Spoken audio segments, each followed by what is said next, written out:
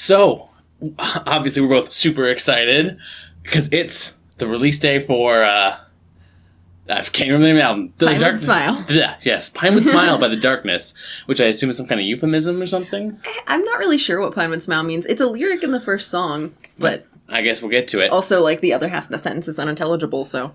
Alright, so let's get this out of the way first. We are huge Darkness fans, so this is going to be a bit biased. Yeah. But also... That means we have listened to the discography of this one. Yes, we listened to their whole discography today, including B-sides. So yeah, so we were really, really on point. And we're such good fans that we attempted to... We get this out of the way early. We attempted to attend a concert of theirs in Indiana. Yeah. Oh, was this a year ago? Yeah. And because it wasn't that expensive, we decided to spring for VIP passes. Which was to meet the band for probably about, what? It would have been a 30-minute session. 30 minutes, yeah. And... what happened was that we were waiting in line to get in for the VIP thing, and this lady came out and goes, "The concert is canceled," and we all go, "Oh no!" What? And they're like, "But you can still come meet the band," and we're like, "Oh great!" Except for Justin, because he was sick, and that's why the concert was canceled. Yeah, but to make a long story short, everyone was hanging out, us and a bunch of other people with them, and they were like, "You know what? Since the concert's canceled."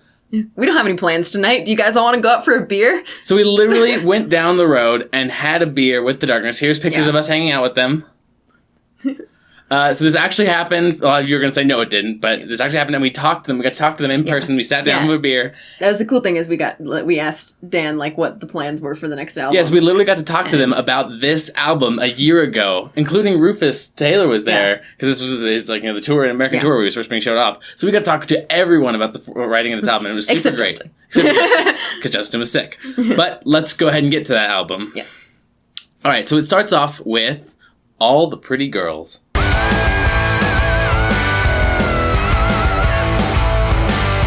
So, All the Pretty Girls, also the first single. What'd you think? I think it starts off really strong. Yes, that bass intro. And then the wah! Yeah. Oh yeah, it starts off exactly like you want a Darkness album to start off. It's like, let's get Justin doing his high voice, awesome trills. And let's go with some, like, high energy. Groovy punk. This song was the first single, and we listened to it a bunch of times because we're huge Darkness fans. It was the first single that came out. Super excited. So I said that it intros perfectly, and it's a good song overall, but it's a little weird. Yeah, I'd say it has some flaws. Well, the thing is, it has, like I said, identity issues. I was going to say, namely in the second verse, like, the way, it's like he couldn't just perform the second verse, the same way as the first. This one, the prettiest girl on the floor. Yeah, he's like... The way he sings that is ridiculous. I think it's a southern accent or something. He's like, the prettiest girl on the floor. I am the prettiest girl on the floor. And he puts, like, dog barking sounds in it at some points. It's very strange. It's very strange. And then, musically, in the line after that, it switches... It does the same melody as the previous line, but then it makes the two higher notes flat. Like, just for no reason. Yeah. Like... It just is like, no, we're going to be in a different scale than the previous line. This song does feel a little confused. And when you watch the video, it seems like they told the video guys, like, oh, we just want to go out and have, like, some fun on the beach. Yeah. And then they just filmed it. Yep. Which is fine. Yeah, that's great. But I will say my biggest problem with this is that the guitar in the first half of the verse is muddled and it's not there really. And I think actually it's just bass. And it's just, I can't tell anything that's going on there. Oh, I liked the first half of the verse. Really? Because I thought it was mostly focused on the drums. And... It was... Drummer people. Shut up, whatever. I listened to the drums. Anyway, this song did one thing very correctly, and that's the classic rock. It had him in all the right places. Multiple places throughout, they were just kicked in between the chorus and the verse and the solo. But my problem with this is the solo has zero energy. No energy at all. At all. I called it, like, lazy surf rock. Because it definitely, especially because in the music video, he's surfing, playing the guitar, and it just feels kind of like this whole song. And if you can play a solo while surfing, it's probably not a great solo. Yeah, and he actually got his, like, Les Paul out and, like, in the water and everything, and I was like, no, stop putting that Les Paul in the water. But it's whatever. In the end, I think this song is 80% really good, but it has, like, several weird little things that just bring it down. I'd say, like, the chorus could use a little more energy. Yes. It's a little just like... this whole album needs a little more energy, but in my opinion, we'll get to it. Well, and, like, I kept wanting, in the chorus, the end, for him to go up to, his typical, like, high note at the end of a chorus. Like, instead of just... Oh, yeah, the mums is what and it's like... It's very clean. It could so much easily just go up to the full octave, and he should do that, and I don't understand why not. And speaking of their vision, they clearly seem to like what they did in the last album, and they're going to try and bring a historical narrative to their music. So we bring you Buccaneers of Hispaniola.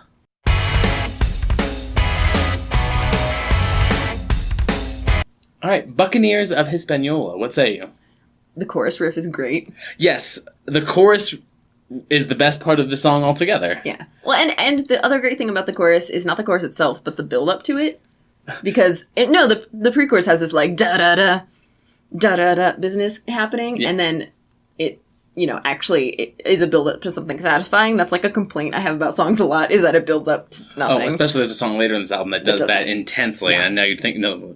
But I would say this song is almost, I said, it's kind of more alt-rock than... I said that exact same thing. It reminded me of the Foo Fighters. It's so funny you say that, because the producer of this album was a new producer for them. It was Adrian Bushby, and you'll never guess who he produces. Echo Sound's Patient and Grace by the Foo Fighters. Wow, that's cool. He also did Zeitgeist for Smashing Pumpkins. Oh, I didn't like that album. And I forget what the Muse album he did is, but he also does Jamiroquai and stuff like that. I was going to bring that up. And there's a reason why this sounds so alt-rock. This album sounds so alt-rock, I would say, and we'll get to it. What I said. Definitely. Oh, yeah, sorry. But definitely this song is definitely more alt-rock, except until it gets into that sort of, like, chorusy riff. And when it really, like, sort of... It reminds me of Run. Of Run. Exactly. We reviewed that album recently, the Foo Fighters, Concrete and Gold. Yes. And it is very similar. I was thinking that the whole time I listened to this, which means they're probably inspired by their perhaps. Foo Fighters person. Anyway, but I would say this is trying to be the Barbarians of this album, because it even has the of Hispaniola, or whatever it is, and it's just like Barbarians. It does that almost exact same sort of sound when he says Hispaniola. Yeah. So what it added, though, I think, is like... And the whole album does this, is the vocal harmonies in the chorus, I feel like, were really prevalent. Oh, and over this whole... they make way more use of harmony. Like, they used harmony a lot before, but, like, even more so on this album, I feel like. Once again, it's that sonic space filled up thing. This album had that, too, where there's not a lot of quiet moments, which leads me to my problem with this, is that the solo on this one is, at first, you can hear it really loud and clear, because it's just over, like, an acoustic guitar as the rhythm. But then... the rhythm guitar comes back in and it's like, and then I almost would say like the solo volume is decreased by half and you really can't hear it very much. Would you agree with that? Yeah, I mean, yeah. And like, I'd say like my other comment about it was that this goes with the like alt rock thing, is that it sounds a little less like their songs are usually unabashedly happy sounding. Yeah, there's a lot of weird minor. There's a lot of weird minor and subdued major in this album. Once again, this album has a lot of, I would say, more modern alt-rocky sounds, like early 2000s alt-rocky sounds. Get to that at the end. To it. I know, I just want to say, and this is definitely a case of that, where it's Barbarians, but less. But speaking of things that are not less, Solid Gold, which is worth so much more.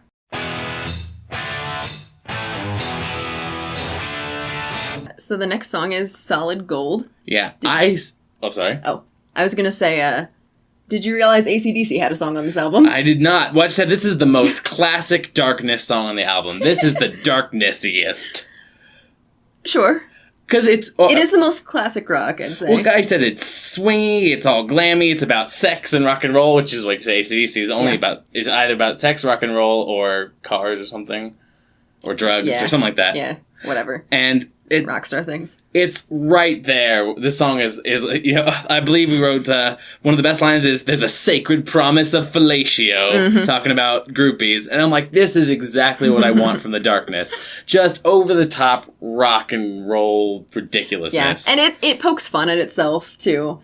Well, that's everything the darkness has ever written. But I just like how the lyrics aren't just like, we're a rock band and we do some rockin'. It's like, we're a rock band and we sold our souls for money. Yeah, they were like, literally like part of the lyrics is we brought a Sony exec in and he wined us and dined us because he wanted to sign us. Yeah. And because we melted his face off. But that is my criticism. They talk about melting faces and blowing minds, but then the chorus is so comparatively low energy. It's super fun, but I would say the lyrics are more fun than the sound of it is. Yeah. And what's funny is this chorus, I believe, was written by Rufus Tiger Taylor. Rufus Taylor, the new member of the band. Might be a better singer than writer. He's a great singer, just like his father was, and a great drummer. Because the drums on this album are fantastic. Yeah. But Rufus Tiger Taylor, the newest member of the band, son of Roger Taylor of Queen, and I've always said The Darkness is Queen 2, not the album Queen 2, but funnily enough, did you know that One Way Ticket was produced by the guy who produced Queen and Queen 2. I did not know that. Literally, they are Queen 2. And it makes me so happy. And now they have the, son of a member of Queen in the band. Yeah, so basically, and now I'll get to it later. There's a funny story about that. But all in all, I think this song is just great. There's some little, classic rock shreddy leads. There's a sweet rock finish where everyone's loud. There's an awesome sort of classic rock. In my opinion, this is one of the best solos in the entire album, and it really needs it compared to the Buccaneers of Hispaniola solo and all the Pretty Girl solo, which were kind of weak. This, I feel, brings it hardcore with that old school sound. And of course, the last chorus is over the, yeah, of course it has to be. Over the stomp clap of classic rock too. Well, and so the audience can get into it, and that's why the chorus is very sing-alongable as well. No, I would say this is the second single that was released with them on on the stage with the smoke and having the awesome gold lame or whatever it is. Song's called Solid Gold. Gotta wear a gold jumpsuit. Yeah, so this is just an awesome song, and I think that's all I can say about it is that this is one of the best on the album. But we'll get into that later. Yeah, I thought it was pretty good as well. Oof. All right. Well, let's leave on that train to Southern Trains.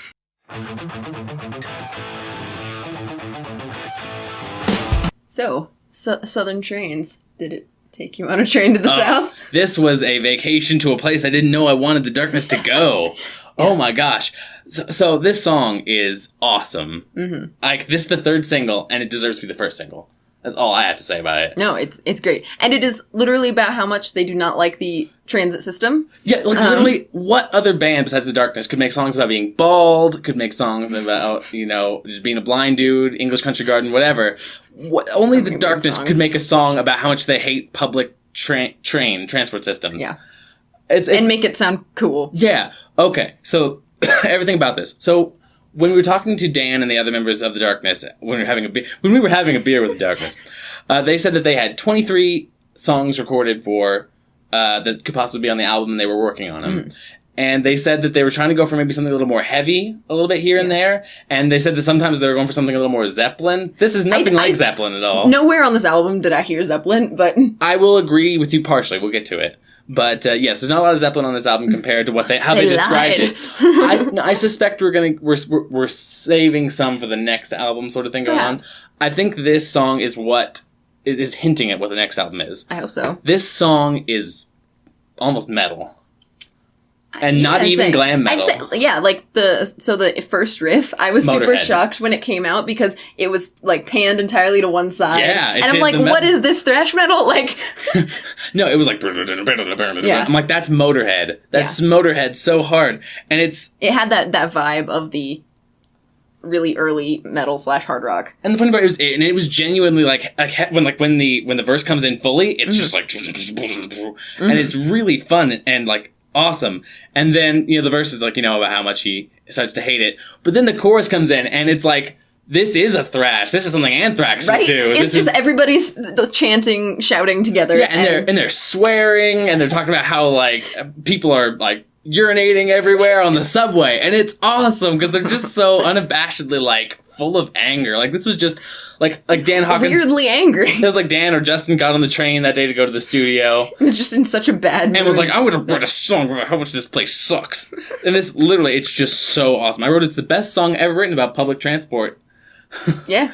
Except... I was going to say, on the same line of it being kind of metal, the guitar solo was, shreddy. Oh, yeah. It's shreddy so as fudge. advancedly shreddy compared... this song and this solo, it's the shortest on the album, by the way, at only, I think, 2.5 minutes long. Something like that. Didn't feel that short. Yeah, it did not. It's got a nice little slowdown section bridge. Absolutely. It's almost cute, I put it, because he goes he says, Southern trains, choo choo. It's this soft little choo choo, and then it goes into like the awesome shreddy solo, way out of nowhere, but it's way too short. But of course, I say that. So, well, I mean, it's just a to the point song. Yes, this song, like I said, is short enough to almost be punk, except it's very metal. It's heavy metal. Yeah. This is heavy metal, and I'm really, really glad that this is on this album, and I hope this is what the next album is going to be, because this is what Dan and Rufus and all them described to us at that bar. My only critique is that the chorus has too many words to remember. Maybe I just have a short attention span, but... I do not agree with you. I think it's super chantable and fun. Oh, I agree that's super chantable. I just can't remember all the words.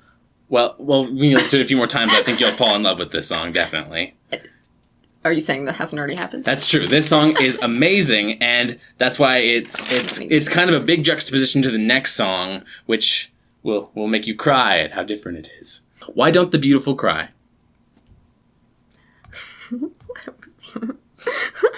That was all kind of weird. Yeah, I could not... My brain would not find anything funny to say there.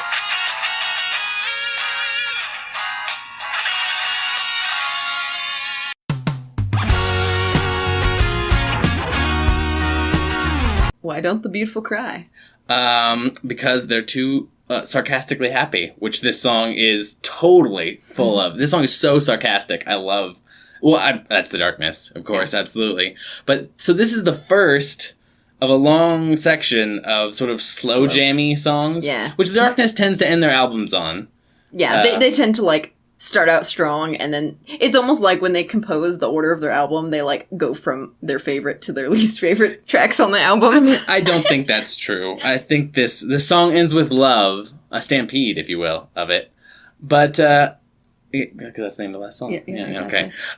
But this song is it's probably my favorite slow jam song on the album, which is a shame because there's a few more coming up. But this song is awesome, and it's in that same style. I'm going to say, I don't know if you thought about this, but as like 70s, 80s slow jam, like Sunday Rain from the Foo Fighters album. It's just sort of very slow, sort of... See, yeah, I said it was acoustopop jazz inspired. Acoustopop jazz. No, it's just a classic sort of gentle ballad slow jam. It's one of the ballads of the album because it's The Darkness. Of course, there are multiple ballads, but like I said, it's wonderfully sarcastic, and all the ballads on this album I think are fully sarcastic, except maybe I Wish I Was in Heaven, but we'll get that later. The one thing that I thought was really weird about this song, there's honestly not much to say because there's not a lot of heavy guitar work on this song. There's not a lot of... There's no guitar solo. Yeah, there is. Oh, there is a guitar solo. I forgot about it. One of my weird things I'm going to say about it is about the guitar solo. Okay. This song is just, there's not much to it, and that's why it's hard to comment on, but it is a good song. Yeah, like, the verse riff is just do, ding, ding, you know, kind of boring. I think it's a little more than that, but yes, I get what you're saying. Effectively. Yes. I would say there is a solo, and the dramatic choral key change occurs during the solo. It's like, and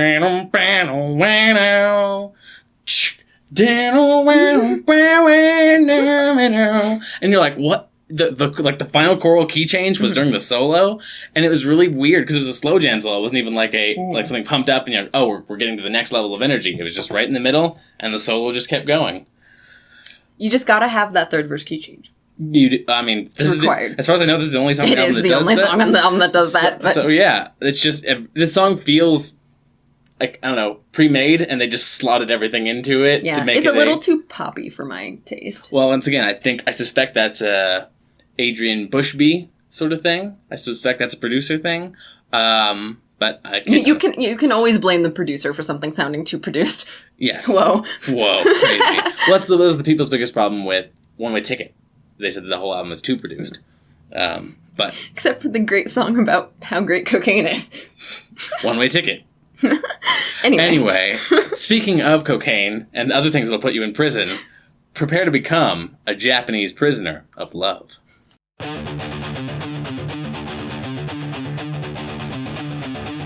Japanese prisoner of love. Are you a prisoner of love to this song? Kind of. That's true. It does go in about 12 different directions, so I don't think any single person could like the entire song as a whole. That's what I would say about this. This song is the mighty wings of this album. Yes.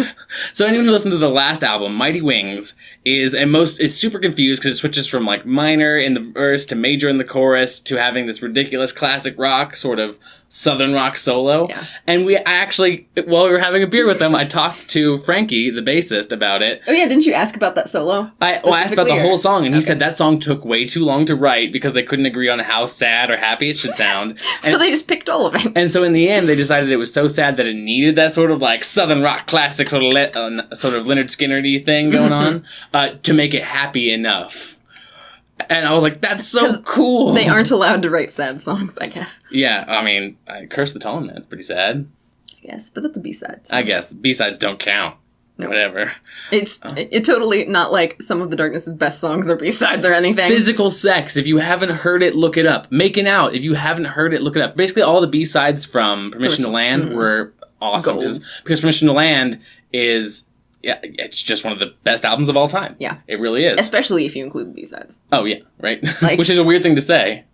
Well, it's like Appetite for Destruction was like the 80s. It was a super... Appetite for Destruction was Guns N' Roses' like most famous album. I don't know about one of the most famous albums of all time. Yeah. Anyway, this is like... that Permission to Land was like there. Was theirs. So, anyway, Japanese Prisoner of Love is the Mighty Wings' album because it's very confused about what the message is trying to convey is. Yeah, it's like wants to be metal and it also wants to be like the Beatles. And yeah, like so it starts off with this awesome metal riff. Again, just like how Southern Train started. It starts off with this ridiculously and the intro's got this like great like build up to the heavy riff. Like it's a like mildly heavy riff and then there's like a build up and then it's like Rufus totally is like prepared to drum for metal. Yeah, he's like waiting for the opportunity because he's fine with doing all the classic rock sort of. So is anyone who's played the drums ever. I know, but then when they give him the chance to really break it out, you could hear him being like, it was really, really great. But then we get to the verse sort of middle section, and then it goes to like a slow jam acoustic thing. And then there's the dream chorus of the yeah, like I don't even know, like it's like I said, the riff reappears several times throughout the song. Yeah. In between. But then it's in between like these like dream poppy ooh sections. Yeah, with lots of like acoustic clean guitar and very gentle singing. Yeah, and the chorus is very like rock peppy. Yeah, I mean, yeah, it's really confused and strange, and the energy, you're up and down a lot during this song. Just like the Japanese Prisoner of Love, who is, I believe it says like, hilariously violated. It's a really weird song. Like at one point he's violated by a white supremacist named Klaus. I guess I didn't listen to the lyrics that closely. This song is... if I didn't know that they were all sober and no longer using coke, I would say this song is coked out as all get out. Because it totally is. Because then the solo just comes in out of nowhere. And in the middle of like one of the acoustic-y sections, it just comes in and it's this great sort of rocky... kind of, if it was metal, it would be like early heavy metal. Yeah. The sort of rocky solo that's completely out of place and does not fit the rest of the song. It's a great solo. Like, it feels really good. But it just feels like it was slotted in randomly. They're like, oh, we need a solo here. Or like it was composed separately from the rest of the song. Absolutely. And the Kirk Hammett problem. The Kirk Hammett problem, absolutely. And then... but then finally the song goes, let's go back to that metal riff and focus on that for the last minute. And that's where the best part of the song is. It's like, I wrote, this is the only Darkness song I've ever thought, I could mosh to this. Yeah, because it's goes back to that metal riff, but then it expands on that metal riff. Yeah, well then it goes into halftime in the drums. Yeah. And so then it's like, we get some groove. Could headbang to this. It's really, like I said, the problem is I think the last 2 minutes of the song and that riff altogether was written separately from the whole song, like from the acoustic-y section, and I think they're like, oh, let's do this Japanese Prisoner of Love. Oh, that's too heavy. They did exactly with Mighty Wings. That's too heavy. Let's go and do the black and white absolute opposite and do the sort of soft acoustic dream chorus thing. And that's what like cripples this song for me, because this song could be a metal like jumping around, being super energetic sort of thing, which, like I said, this is almost what I expected when you described a sort of much heavier album. And I suspect the riffs on this are taken from old Stone Gods riffs that he wrote. Because he said he had a whole album written and ready to go for Stone Gods.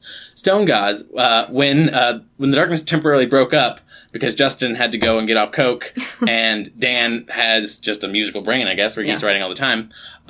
Stone Gods was Dan's band that he created with the rest of the members of the Darkness, and another guy that he just knew. He was telling us about is just a guy who knew could sing.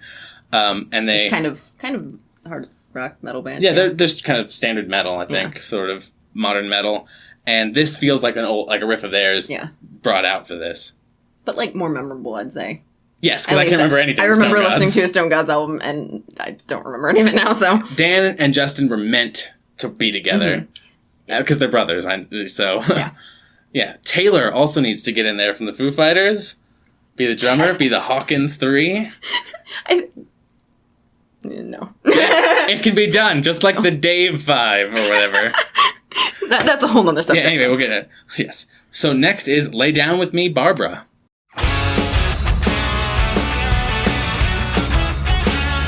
Lay Down with Me, Barbara. What do you think? It's another one of the slow songs. Which is good, because it's kind of a good juxtaposition to Japanese Prisoner of Love. You can tell they sandwiched Japanese Prisoner of Love between two very slow songs so that it would be like a standout.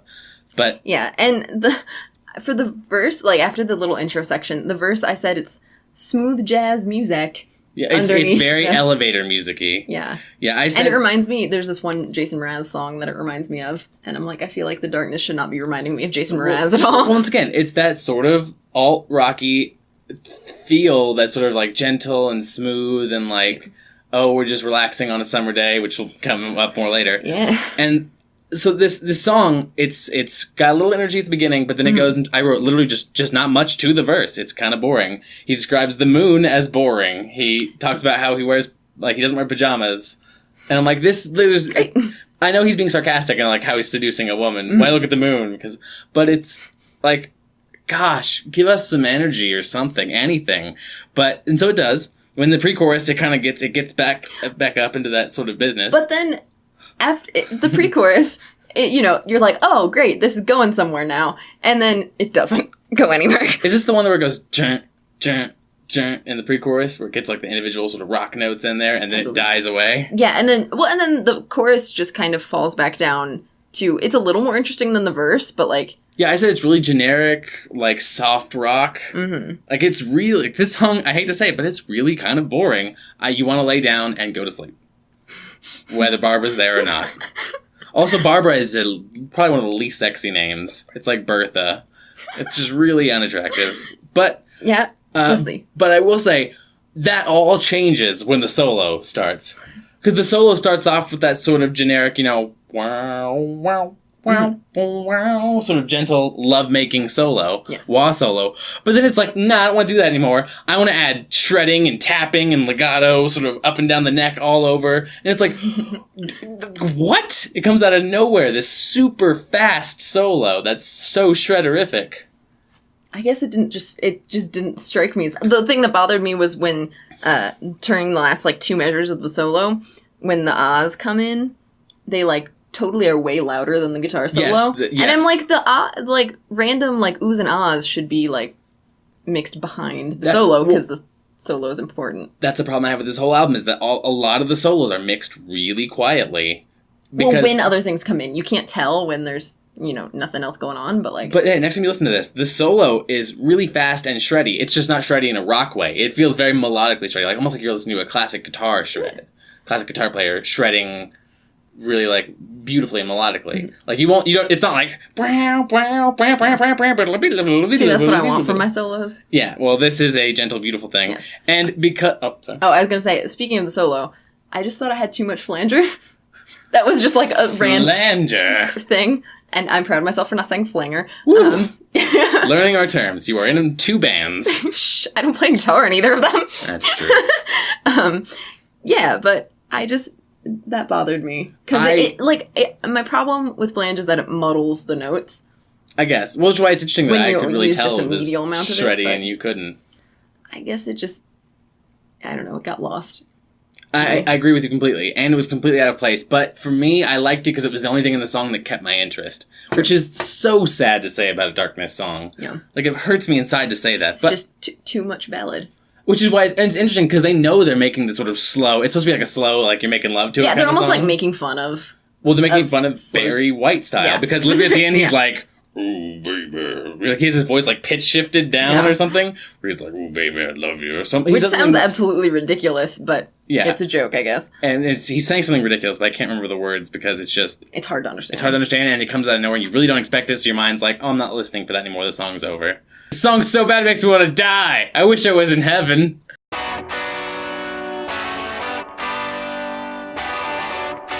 I wish I was in heaven. Does this song make you feel like you've died and gone to heaven? It piqued my interest, at least. It was curious to me because the song seemed, at least from the lyrics I could understand, it seems kind of depressing.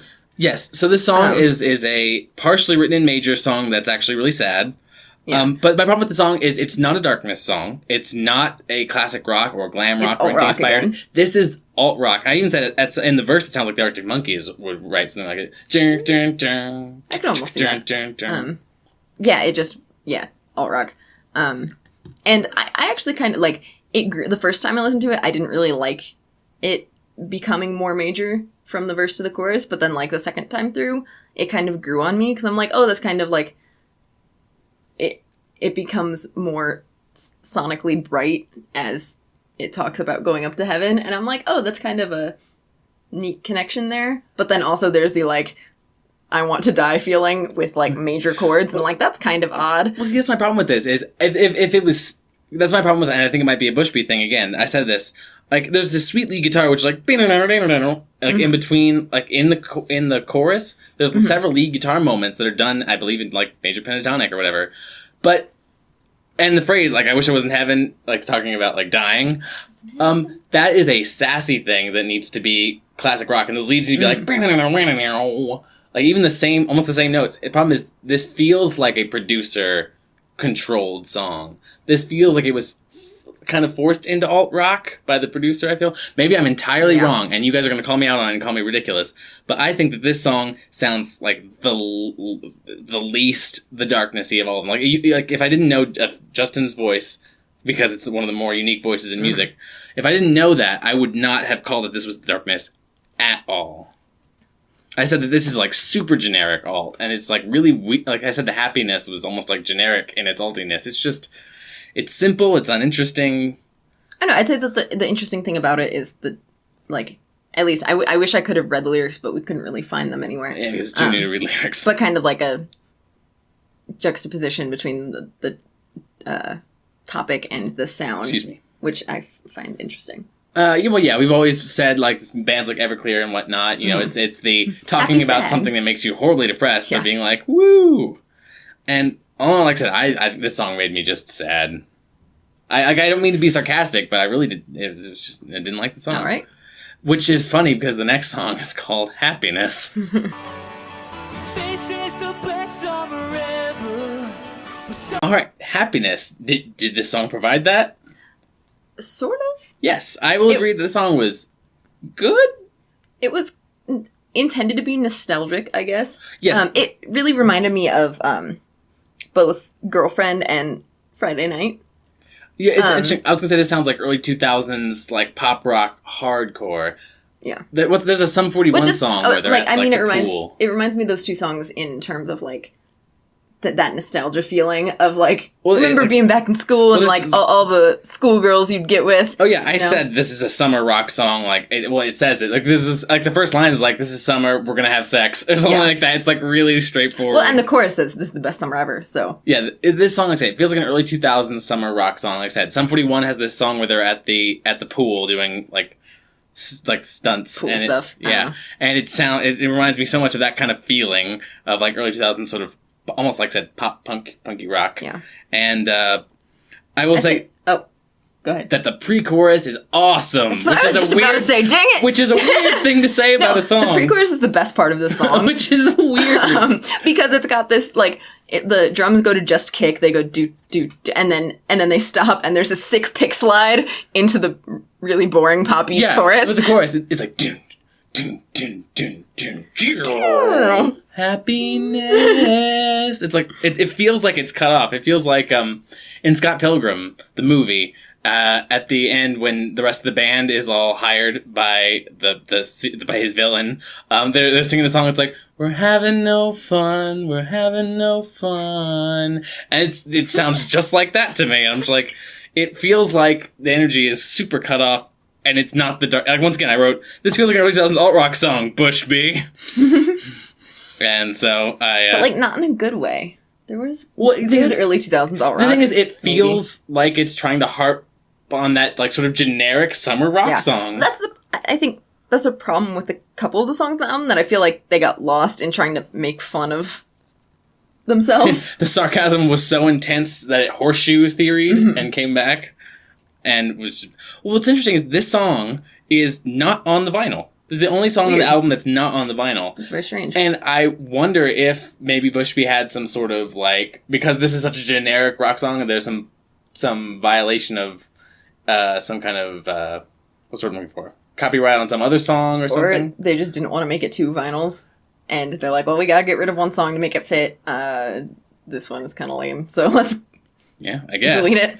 It's definitely not the song I would have deleted off the album, but we'll get into that later. But the only two other positives aside from the pre-chorus is the lead after the chorus. After the first chorus, that lead is awesome, and then also the guitar solo. Well, that's the thing. Short and sweet, but the lead and the guitar solo. It feels like Dan's like, I can't take it, or I'm sorry, Justin's lead guitarist, but I don't know who did which one, because I assume they both may have done it.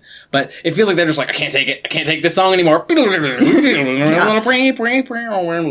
whatever. It's got like, it's just sweet classic rock, glam metal, shreddy rifficness, and it's awesome. It's, I would say, some of the best guitar work on the album in the song. I said this was the guitar show-off song, even though the rest of the song is really boring. But just in very short little tidbits. Because, like I said, it feels, once again, like they're being, like, limited, and then they're fighting it and letting out these awesome guitar pieces.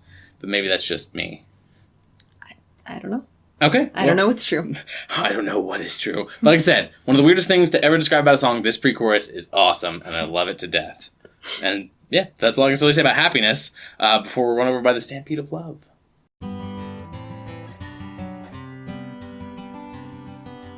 Okay, Stampede of Love. Oh, Did you fall in love? Oh, I don't even know what to think of this song. So Stampede is an interesting word because, you know, you think of horses and cows and things. And it's got such a country vibe. This is a country song. It's country rock. Country rock, definitely. Which is about as far from my brain can get from the darkness as about as possible. Yeah. Like, even alt rock, I accept. Like I said, I wish I was in heaven. I accept that that's the darkness. This was weird. It was very strange. It starts with, like, in the first, 3 seconds, it started playing, and I'm like, this is a John Denver song. Yeah.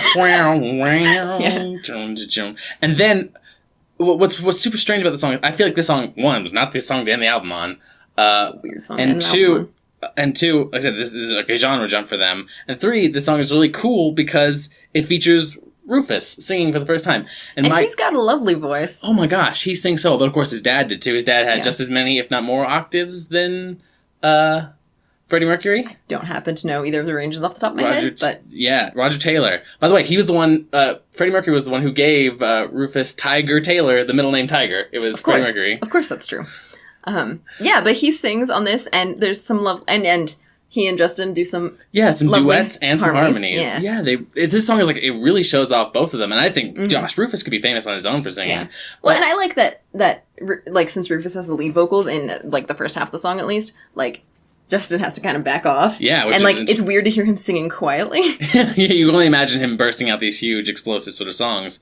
And so Rufus, gosh, he sounds like, if you listen to the song I'm in Love with My Car before you listen to this, or anything by Roger Taylor, Justin himself said, I don't think Rufus sounds anything like his dad. Listen to I'm in Love with My Car, and then listen to this, and imagine Rufus singing that. You can totally hear he could do a great cover. Oh, yeah. You can do a great cover of his dad's song? Whatever. Anyway, this song is, after a minute and a half of this acoustic country business, I'm like, oh god, is this going to be the whole entire song?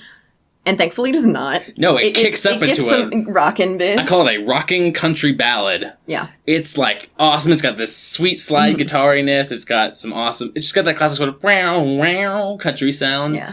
And then it's got the whole, there's this group singing again that happened earlier. Yeah. Well, what I think is interesting about the song is we haven't even mentioned what the song is about. This song, the only thing, like, when you listen to this, you're like, that's weird, because there's a new singer, because it's not Justin all the time. So you're like, that's oddly not the darkness. It's country, and you're like, that's oddly not the darkness. But then you listen to what the song's words are, and it's about this guy, or guys, or whatever, who are, like, head over heels in love with a morbidly obese woman. And she's like literally part of the course is, like, feeding time, you take more than you need, and you wear your house like a turtle shell. And I saw you at the beach. I thought you were right there, but you were actually really far away.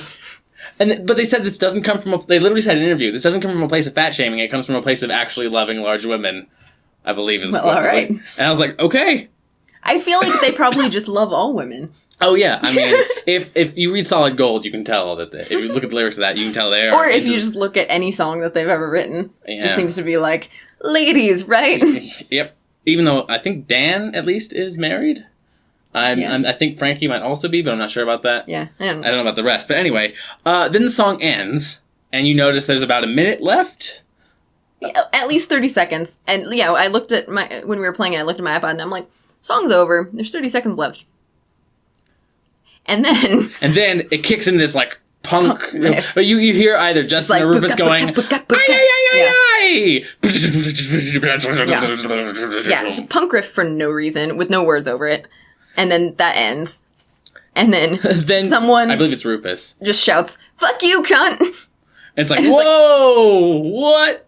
Also, again, like, reminding us of the Foo Fighters. It was you, Carl, or something like that. I don't know if they did... They can't have done that on purpose, because the album release dates were so close together, but, like... I suspect that's just a studio outtake. Coincidence. It was so odd. I will say... Alright, so now let's talk about the album as a whole, as it was. I wonder what... there were 10 songs in this album? Yeah. I wonder what the other 13 songs were, and I wonder why they didn't beat some of these songs. So let's start off that way. What were your bottom 3? Oh, do I have to do 3? I didn't like Lay Down With Me, Barbara, or Happiness, or Why Don't The Beautiful Cry. I think those are my 3 least favorite. Yes, I definitely said that. I'm sorry, continue. Yeah, no, I think those were my least favorite. I said that I thought, so I listed them in, like, order. I didn't think about my least favorites too much. Increasingly worstness. Increasingly. So, I thought that the third least worst was Lay Down With Me, Barbara. I just didn't like it. It was really boring and uninteresting to me. Like I said, I hate to say that about a Darkness song, but it just was.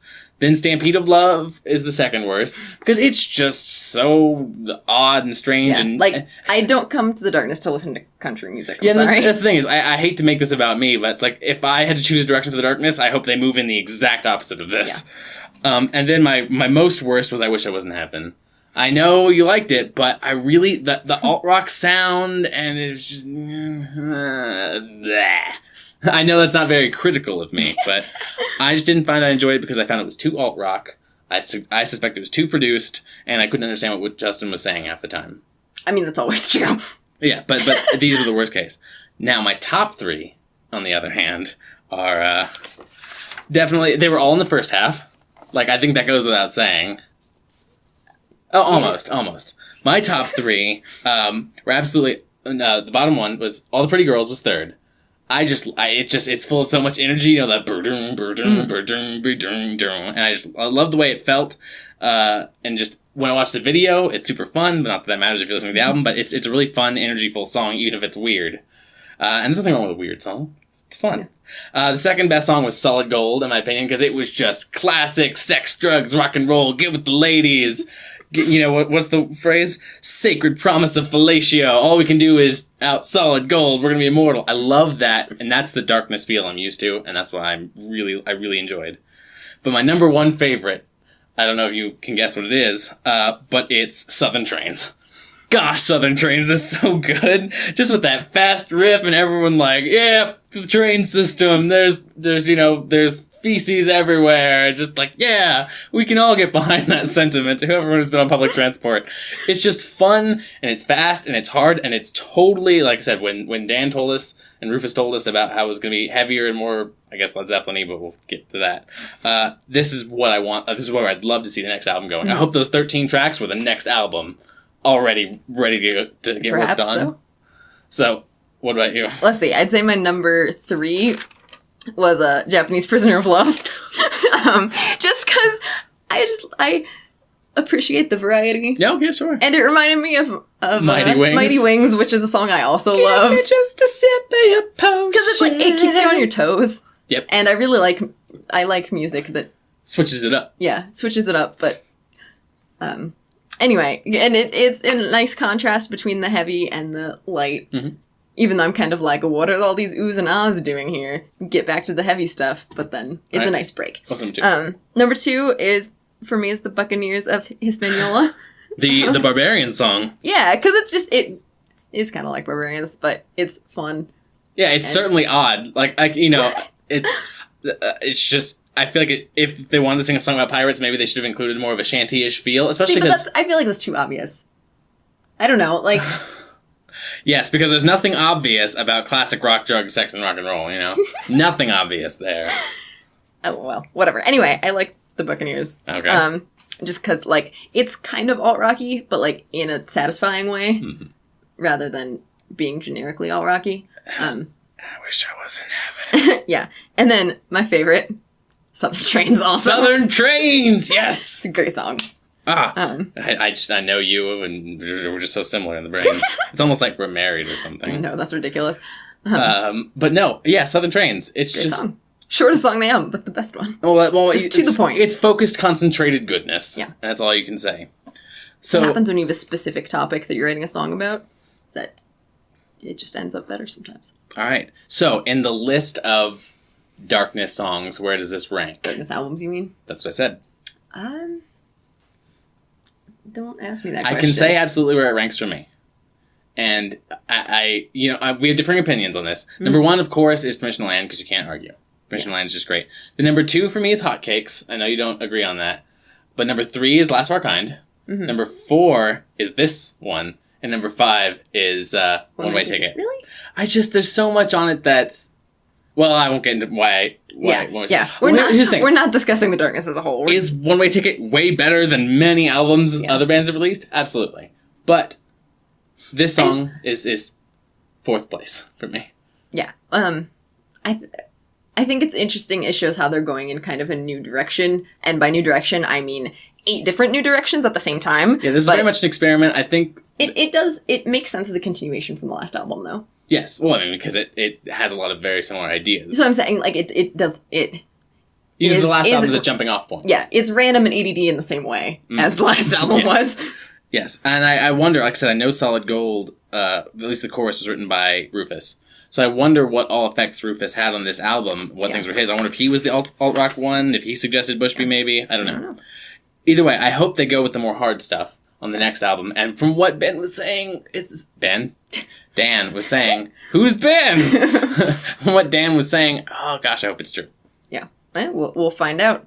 But absolutely. We should enjoy this album while we have it. And it had a lot of enjoyable pieces. Yes, you will absolutely enjoy this album. I would recommend this to everyone, because I already recommend The Darkness to everyone. The reason I would recommend it to most people is because there's a little bit of everything. If you like country music, there's the Stampede of Love. If you like alt rock, there's a couple songs for you. If you like metal, there's a couple songs for you. If you like classic rock, there's just a little bit for everybody on this album. What if I like freeform jazz?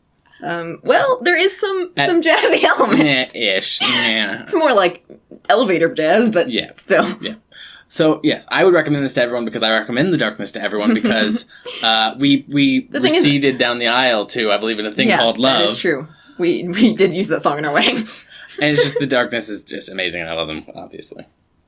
So, in the end, what if you had to give, I know scales suck, but if you had to give an album scale, what would you say this? Oh, I'd say, like a 5 or 6, honestly, because it was very hit or miss, honestly. Yes, this album was a 6. I gotta say that I am half disappointed, half really excited. Yeah. And that's my biggest problem with this album, is that there are parts that I'm just like, I just don't want to listen to this. And then there's Southern Trains and Japanese Prisoner of Love. And it's just like, this is great. And I'm like, exciting. Yes, do this always. Yeah. But so very hit or miss album. So in the end, 6, yeah. Yeah. Sad to say for a Darkness album, but whatever. Doesn't matter. Anyway, everyone is a critic, including us. Thank you for watching. Bye-bye.